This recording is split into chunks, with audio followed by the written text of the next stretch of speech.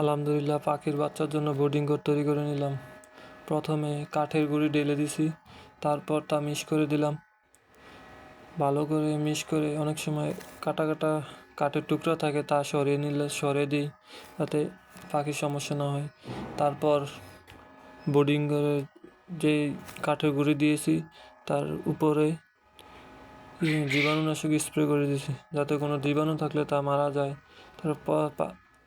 তারপর পাটের ছালা বা পাটের চট যাই বলেন, তার উপরে আবার জীবাণুনাশক ওষুধ দিয়ে দিছি যাতে জীবাণু না থাকে। জীবাণু থাকলে দেখা যায় পাখির বাচ্চার ভিতরে আক্রমণ করতে পারে, এতে পাখির বাচ্চা অসুস্থ হয়ে পড়ে। তারপর চারিদিকে দিয়ে বেষ্টনী দিয়ে দিলাম যাতে তাপমাত্রাটা বাইরে না যায়।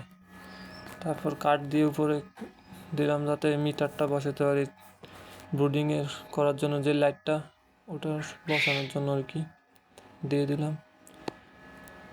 তারপর ব্রুডিং মেশিনটা সেট করে নিলাম, তাপমাত্রাটা সেট করে নিলাম, বসিয়ে দিলাম। কারণ তাপমাত্রাই মেইন বিষয় আর কি। ব্রুডিংয়ে তাপমাত্রা মেনটেন না করতে পারলে দেখা যায় পাখির বাচ্চা বেশি ঠান্ডা লেগে যায়, মারা যায়। তাই ব্রুডিংয়ের সবচেয়ে গুরুত্বপূর্ণ হলো তাপমাত্রা নিয়ন্ত্রণ করা। তাপমাত্রা নিয়ন্ত্রণ করে শেষ, তারপর লাইট জ্বালিয়ে রাখলাম এই 10-15 মিনিট যাতে ভিতরটা গরম হয়।